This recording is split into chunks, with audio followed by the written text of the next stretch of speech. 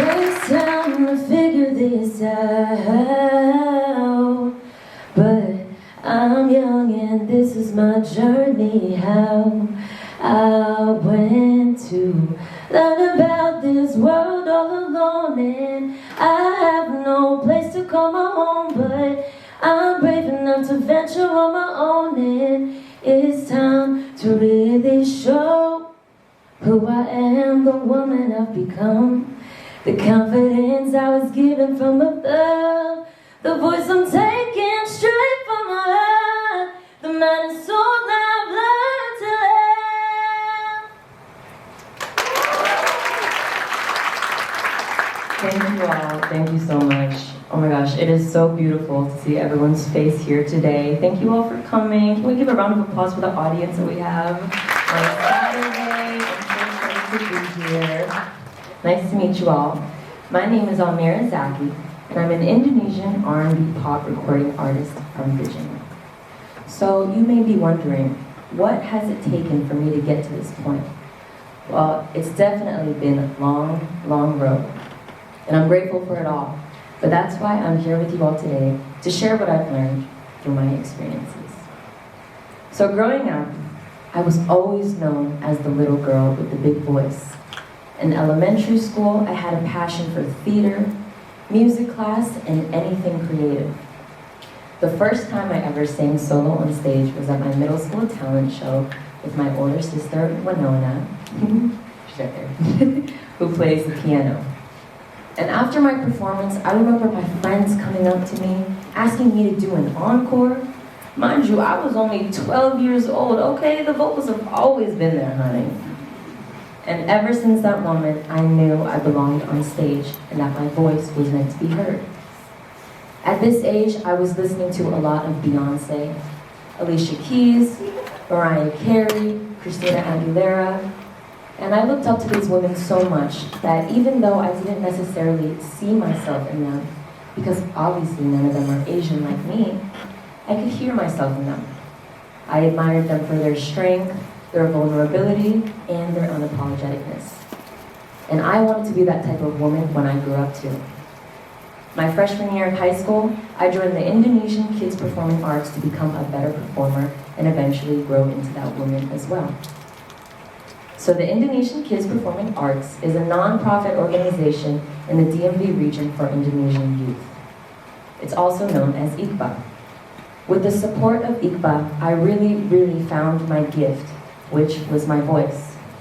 I would go to rehearsal every weekend at the Embassy of Indonesia, and there I felt seen, heard, and understood, which were feelings I never really felt during the week as your average high school student. For the first couple of years of high school, I was actually very insecure about myself. And having my voice was the only thing that made me feel good enough. I miss IKBA, and I really learned how to embrace my heritage as an Indonesian American as well. And those support systems really helped me to go after my gift even more so and fulfill my purpose. And in life, I really do believe that everyone has a gift. Whether that be making people laugh, healing people, or just being a good person, no matter what it is, it's still yours. But if you don't feel like you've found that gift yet, maybe you need to go out and explore the world, meet new people, and try different things. Regardless, it's going to come to you when it's coming to you. And then it's up to you to share it with the world.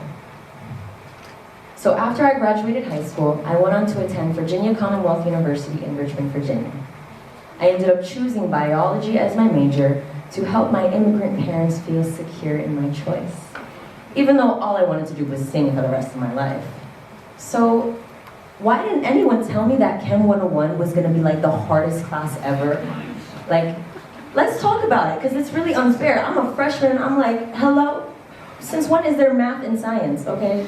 It was too much for me. And so to relieve my stress, I just started hanging out with more creative students on campus. And then during homecoming season, VCU has an annual Ramfest homecoming concert. And I went with my friends, and I remember being in that crowd, and it was incredible. The energy was like nothing I had ever experienced before. And I remember standing in that crowd telling myself, wow, I have to be a part of this somehow, in some way. So a few weeks later, as I'm walking in my dorm room, I see a flyer on the wall that says, "Do you want to get involved?" I'm like, yeah. Are you talking to me? You talking to me? So I was looking into the flyer, and it was for an on-campus organization called the Activities Programming Board. They had job listings, and one of the job listings was for assistant concert director. I didn't really know what it was, and I didn't know if my experience in ICBA was good enough for it, but I went ahead and applied. And a few weeks later, I ended up getting the job. And so when the meetings began, it was literally the answer to my prayers. The concert committee literally were the ones that planned the Ramfest Homecoming concert. We started looking into talent, and in the first show that I ever threw, we booked Travis Scott. We sold 3,500 tickets in less than 2 days. And when Ramfest finally came around, I was amazed. I literally saw all of our hard work pay off. And that night, I felt more in my purpose than I ever did reading my biology textbook. So the next morning, I went straight to my academic advisor, and I decided that I wanted this to be my future in my life. I wanted to continue following the music. Whether that meant behind the scenes or on the stage, I didn't really care. I just knew that I wouldn't have been given that opportunity if it wasn't meant to be a catapult towards my dreams. So I changed my major from biology to communications and public relations with a minor in business. I was excited to learn about the music industry and look at all angles, and maybe working behind the scenes would somehow get me to this stage. After being the assistant concert director, I went on to become the concert director, and then I was the intern for the Richmond International Film and Music Festival, and then I also helped a startup on campus called TCC Entertainment build their online platform. And I remembered that a year or two prior, I was so afraid to take the jump, and that's understandable. Taking a risk, taking a jump towards something unknown is so scary. Nothing is guaranteed. But right when you feel that fear or that self-doubt creep in, that's exactly when you must take the jump. Or else you may be stuck in the same place forever. You can never let your complacency and your comfortability stop you from reaching your potential greatness. It's going to be uncomfortable, it's going to be hard, and it's going to be lonely. But your future self might thank you. Take the jump. So you may be wondering, how did I go from being a hustling college student to a 25-year-old recording artist that I am today? Well, the answer is very, very simple. Having an unwavering belief in myself and walking by faith. When I turned 20 years old, I underwent surgery on both of my breasts because I had tumors in both of them. This surgery changed my life. I was unable to move below my chest for a few weeks. It really changed my relationship with my body. I was feeling insecure. I didn't feel as beautiful because of the decrease in size in my breasts. I felt less feminine and less attractive. And I really, really had to heal and learn how to love myself and not associate my self-esteem with my physical appearance. And as a woman in the music industry, it's very difficult to do. But after my recovery, I went straight to the recording studio and I wrote the song that I just sang for you all, titled Learn to Love. That record is a song about learning to love yourself wholeheartedly, from the inside out. And that's the only way that you can truly achieve the dreams and fulfill the purpose that you are meant to live. And then a few months later, right before I was about to graduate, my best friend passed away in a car accident. May he rest in peace. He was the life of the party. He always knew how to make people smile and feel good about themselves. And after he passed, I didn't know how to cope. It was my first time grieving someone close to me. And I talked to him every single day. We hung out every day. I just didn't know what to do. I started to having to walk by faith again, just like I had to after my surgery. I prayed for reassurance, and I prayed that I had a guardian angel looking up after me. A few months after he passed, I ended up getting casted to become the VCU Make It Real billboard or campaign face. So you could have seen me on billboards all around Richmond, Virginia. I had my own TV commercial on Hulu and HBO, and I was in so many magazine prints and advertisements. And it was crazy to me because I was getting these visions and they were becoming tangible, but nobody knew that I was still so hurt on the inside. But it helped me heal to an extent because it made me realize that I indeed did have someone watching up over me. And so after I graduated from VCU, COVID hit. Woo! And it messed up my plans to move to LA and pursue music. So I had to find a way to make something shake in the DMV, and I ended up building a team of passionate and creative individuals, and we released my debut single, Miss Me. It instantly became a fan favorite. Around the time that we were filming the Miss Me music video, I fell in love with an incredible man nicknamed Monty. Monty is my best friend. He knows me better than I know myself. And he was just everything that I ever wanted in a man. He was kind, smart, handsome, athletic, a family man, and he could cook. I hit the jackpot.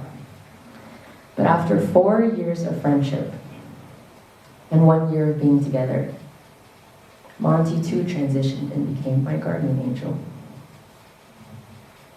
Every single day that I had to wake up and realize my new reality, it ripped me to shreds. I was experiencing an internal darkness that I was convinced would never end. I didn't know whether I would ever heal, fall in love again, or find my way back to my purpose. I was ready to give up on my dreams in music. But just when things were starting to get super, super dark, internally and externally, I still found a way to walk by faith and believe in myself. I prayed for strength, I prayed for light, I prayed for hope.